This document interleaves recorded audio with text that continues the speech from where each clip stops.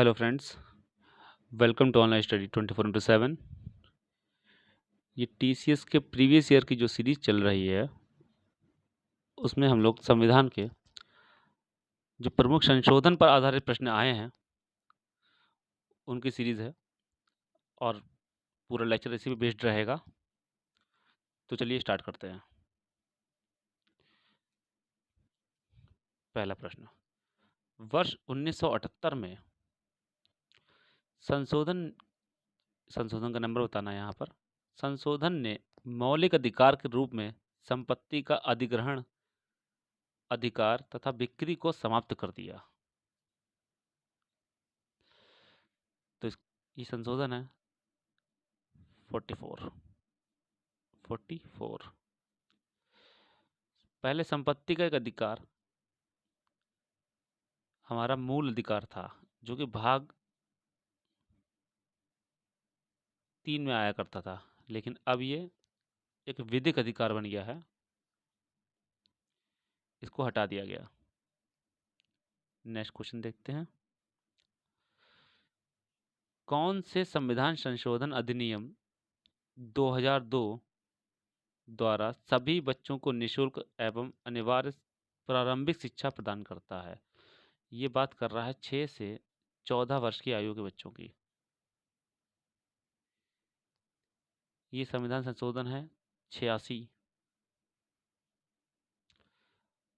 और इसको fundamental rights में जोड़ा गया है, मूल अधिकार में जोड़ा गया है। अब मूल अधिकार आता है भाग 3 में, अनुच्छेद है आर्टिकल 21 का, अनुच्छेद 21 का इसमें जोड़ दिया गया है, जिसके तहत 6 से 14 वर्ष के सभी बच्चों को निःशुल्क और आरंभिक शिक्षा मिलेगी। इसी को हम लोग आरटीई के नाम से जानते हैं, राइट टू एजुकेशन के। बहुत इंपॉर्टेंट क्वेश्चन, कई बार रिपीट हुआ। भारत के संविधान में पहली बार कब संशोधन किया गया? तो पहली बार किया गया 10 मई 1991। 10 मई को किया गया था, ठीक है। इसमें कुछ फंडामेंटल राइट्स बढ़ा दिए गए थे और कुछ नहीं। 124वें संशोधन विधेयक 2019 का संबंध किससे है? बहुत ही इंपॉर्टेंट क्वेश्चन है और मेरे अकॉर्डिंग तो अब ये रिसेंटली होने वाले एग्जाम में आ सकता है। तो ऐसे तो याद नहीं होगा क्योंकि 2019 के बाद से बहुत सारे काम हुए हैं, लेकिन थोड़ा सा दिमाग पर जोर डालिए।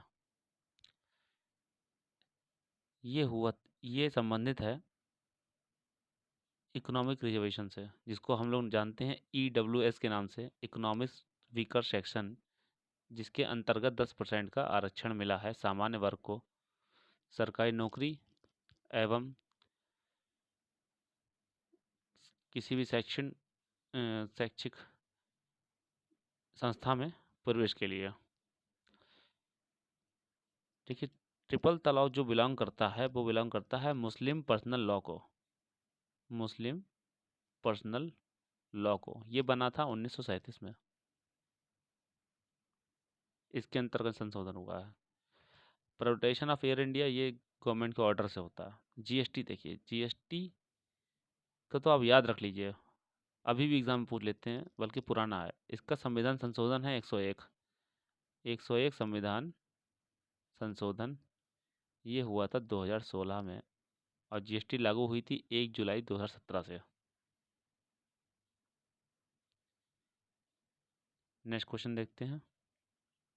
संविधान का कौन सा भाग संविधान संशोधन से संबंधित है? तो संविधान संशोधन से संबंधित है भाग 20, अनुच्छेद है, आर्टिकल है हमारा 368 और इसको लिया गया है साउथ अफ्रीका से।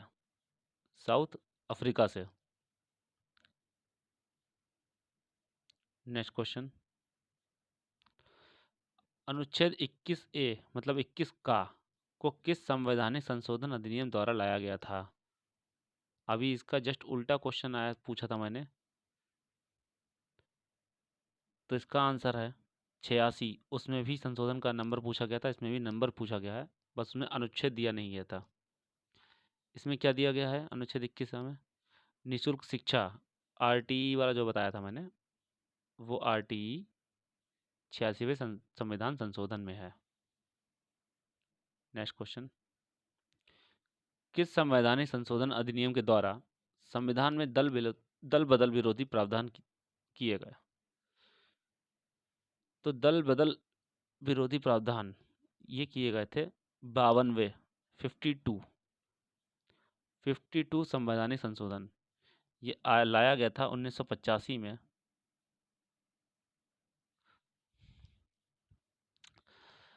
और इसके अंतर्गत एक अनुसूची भी है, उसका नंबर है 10वीं अनुसूची, शेड्यूल 10 में है। इसका प्रावधान सुन लीजिए, दल बदल का अर्थ यहाँ पर क्या है। जैसे किसी एक पार्टी का कोई विधायक या सांसद, मान लेते हैं एमएलए को मान लेते हैं, ठीक है, एमएलए बन जाता है और बनने के बाद वो अपनी पार्टी, जीतने के बाद अपनी पार्टी चेंज करता है, या फिर कोई निर्दलीय व्यक्ति चुनाव लड़ता है, जीत जाता है, जीतने के बाद वो किसी पार्टी में आता है, तो जो उसका मेंबरशिप होगी, चाहे वो लेजिस्लेटिव असेंबली की हो, काउंसिल की हो, या किसी भी, चाहे मेंबर ऑफ पार्लियामेंट हो, अगर वो अपनी पार्टी बदलता है तो उसको मेंबरशिप जो होगी वो कैंसिल कर दी जाएगी। तो उसकी मेंबरशिप कैंसिल कर दी जाएगी। ये कानून बनाया गया था 1985 में। इसको 10वीं अनुसूची के अंतर्गत लाया गया। इससे कई सारे अनुच्छेद इफेक्ट होते हैं, 101, 102। नेक्स्ट क्वेश्चन देखते हैं, संविधान में किया गया कौन सा संशोधन भारत का लघु संविधान कहलाता है तथा जिसे वर्ष 1976 में राष्ट्रीय आपातकाल के दौरान लाया गया था? देखिए, राष्ट्रीय आपातकाल के दौरान बहुत सारे बैक टू बैक संविधान संशोधन हुए। तो 1976 बहुत इंपॉर्टेंट है, याद रखिएगा। ये संविधान संशोधन है 42। इसको देख लेते हैं कुछ इसमें से इम्पोर्टेंट। देखिए, पहला, जो हमारी संविधान की प्रेम्बल है, प्रस्तावना है, उसमें 3 शब्द जोड़े गए, समाजवादी, धर्मनिरपेक्ष,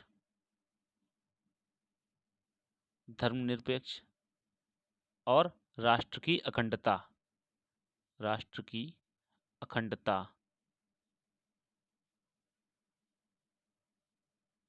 ये 3 शब्द जोड़े गए प्रस्तावना में। पहला संशोधन ये हुआ। दूसरा, हम लोगों के पास संविधान में मूल फंडामेंटल राइट तो थे, मूल अधिकार तो थे, लेकिन मूल कर्तव्य नहीं था। तो इसमें जोड़ा गया भाग,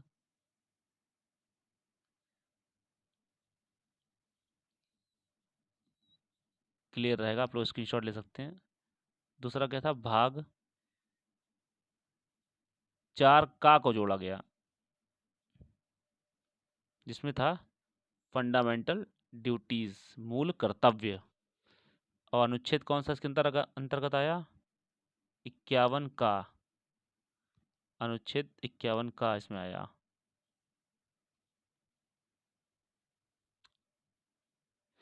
एक और संविधान संशोधन किया गया था उस समय, कि लोकसभा का कार्यकाल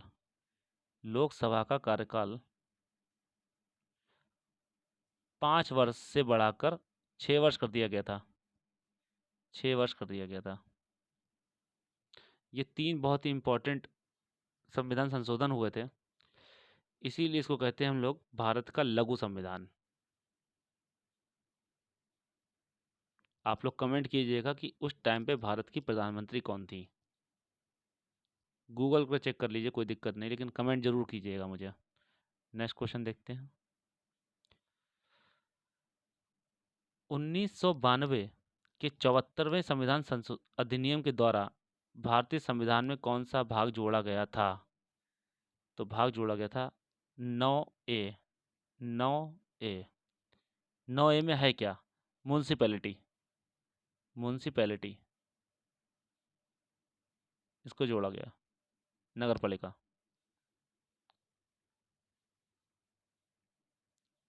नेक्स्ट देखते हैं क्वेश्चन। किस संशोधन ने मंत्रिपरिषद के आकार को सदन के कुल आकार का 15% तक सीमित कर दिया? तो ये संविधान संशोधन था 91, और ये हुआ था 2003 में।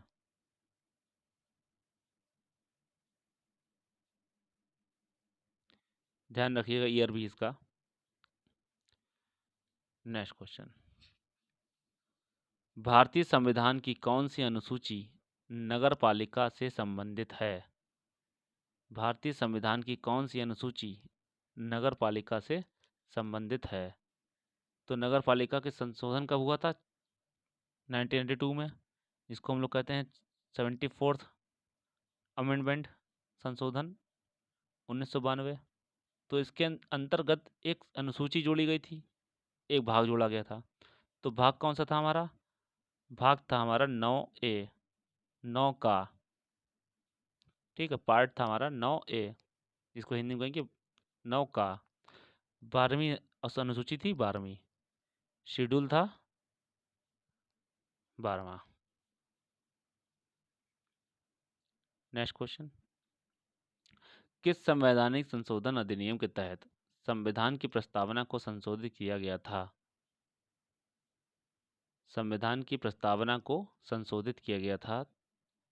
ये संविधान संशोधन था हमारा 42nd। कब हुआ था? 1976 में। 3 शब्द जोड़े गए थे, मैंने बताया था अभी पहले, रिपीट नहीं करना। Next question. किस संशोधन ने राष्ट्रपति के संवैधानिक संशोधन विधेयकों पर अपनी सहमति देना अनिवार्य कर दिया? तो ये संवैधानिक संशोधन था हमारा 24th। ये लागू हुआ था 1971 में। 1971 में।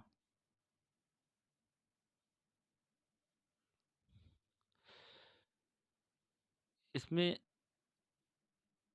कोई भी बिल या फिर कोई संशोधन पेश होता है तो उसको लोकसभा या राज्यसभा में पहले पेश होगा, फिर दूसरे सदन में जाएगा, जब दोनों से पास हो जाएगा फिर राष्ट्रपति के पास जाएगा। तो राष्ट्रपति को उसमें सहमति देना ही होगा, यह अनिवार्य कर दिया गया था 24th अमेंडमेंट 1971 के द्वारा। लेकिन इससे क्वेश्चन एक और बन जाता है कि यहाँ पे वाद का नाम क्या है? वाद का नाम था गोलकनाथ। गोलकनाथ मामला था, जिसके अंतर्गत यहाँ से शुरुआत हुई थी इसकी। पूछ लेते हैं एग्जाम में, यूपीएसआई वगैरह में वाद ज़्यादा पूछे जाते हैं। तो गोलकनाथ मामला के अंतर्गत इसका संशोधन हुआ। और इसमें अंतर कहाँ पे पड़ेगा? देखिए, इसका चेंज कहाँ पर पड़ेगा? परिवर्तन होगा हमारा अनुच्छेद 13 में और अनुच्छेद 368 में। दोनों में ही संशोधन करना पड़ा कि मान लो संशोधन के लिए ही हमें संशोधन करना है, तो राष्ट्रपति पास जाएगा, राष्ट्रपति इसको पास नहीं कर रहा है, कोई बहुत ज़रूरी कानून है, कोई अर्जेंट मीटिंग है, तो इसको बेसिस करने के लिए कि राष्ट्रपति को परमिशन देनी ही पड़े, क्योंकि दोनों हाउसेस से पास होके आया है, लोकसभा और राज्यसभा से। Next question. किस संवैधानिक संशोधन अधिनियम 2002 ने सभी बच्चों के लिए निःशुल्क और अनिवार्य शिक्षा की व्यवस्था की? तो 2-3 बार आ चुका है ये क्वेश्चन अलग अलग भाषाओं में। तो इसका आंसर है 86। 86। Next question. भारत के संविधान निम्न में से किस संशोधन के तहत चुनाव के बाद किसी पार्टी को अवैध बना दिया जाता है? तो बनाया जाता है 52वां संशोधन 1985। 1985। इसके तहत एक कानून अनुसूची जोड़ी गई है, 10वीं अनुसूची। 10वीं अनुसूची, शेड्यूल 10 को जोड़ा गया है इसके अंतर्गत। नेक्स्ट क्वेश्चन, 44वां संवैधानिक संशोधन अधिनियम कब लागू किया गया था? देखिए 42वां 1976 में हुआ था, तो उसके बाद ही हुआ होगा, ऐसे याद रख ले। तो ऑप्शन क्या हो गया हमारा? 1978। 1978 इसमें क्या हुआ था? संपत्ति का अधिकार अब फंडामेंटल राइट नहीं रह गया था, मूल अधिकार नहीं रह गया था, अब इसको विधिक अधिकार बना दिया गया था। नेक्स्ट क्वेश्चन, निम्न में से कौन सा शब्द संविधान की प्रस्तावना में 42वें संशोधन द्वारा 1976 में जोड़ा गया? तो 3 शब्द जोड़े गए थे, कौन कौन से? समाजवादी, धर्मनिरपेक्ष, समाजवादी, धर्मनिरपेक्ष और राष्ट्र की अखंडता। तो इसमें कौन सा है? समाजवादी है, तो आंसर क्या है? समाजवादी। नेक्स्ट क्वेश्चन, केरल केरल सरकार के द्वारा 14 जनवरी 2020 को सर्वोच्च न्यायालय में नागरिकता संशोधन अधिनियम के विरुद्ध याचिका दायर करने के लिए भारत के संविधान के किस अनुच्छेद का प्रयोग किया गया था? बहुत इंपॉर्टेंट क्वेश्चन। देखिए जो CAA आया है, सिटीजनशिप अमेंडमेंट एक्ट, इसको चैलेंज किया गया था केरल हाई कोर्ट द्वारा, केरल गवर्नमेंट द्वारा। तो केरल गवर्नमेंट ने जो चैलेंज किया था, तो उसके लिए एक पार्टिकुलर आर्टिकल का यूज़ किया गया होगा, क्योंकि ये तो एक संवैधानिक अधिकार हो गया था, क्योंकि ये कानून बन चुका है। तो इसे चैलेंज किया गया था कौन सा अधिनियम के द्वारा? तो अधिनियम था ये अनुच्छेद 131।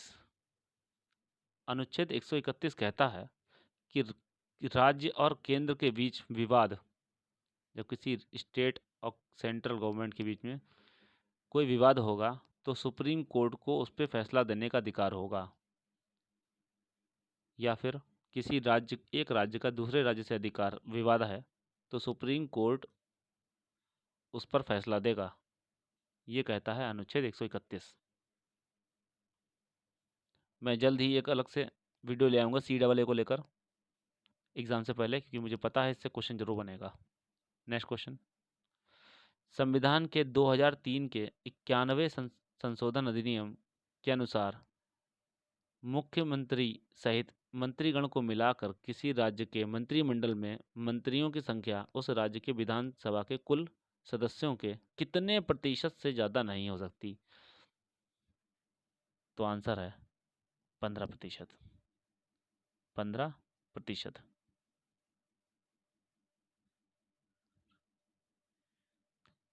एक और बात, लेकिन 12 सदस्यों से कम भी नहीं होगी।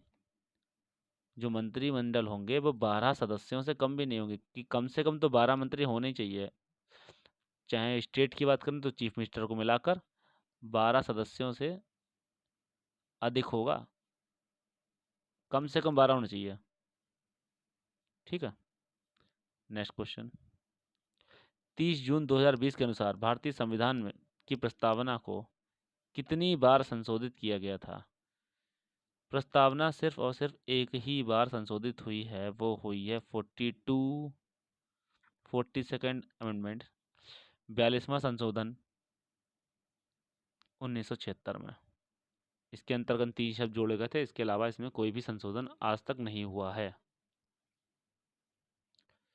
तो ये अभी तक के TCS जितने भी पेपर बनाए हैं TCS कंपनी के, उसमें जो कुछ प्रश्न आए हैं संशोधन से मिलाकर, वो सब ये हैं। और जैसे ही कोई नया क्वेश्चन आएगा मैं तुरंत आपके सामने लाऊंगा। अब कल बात करेंगे हम लोग फंडामेंटल राइट से आए हुए क्वेश्चन के, कि कितने फंडामेंटल राइट्स और फंडामेंटल ड्यूटीज से क्वेश्चन आए हैं, कल उसके बारे में बात करेंगे। देखते रहिए, बने रहिए। धन्यवाद।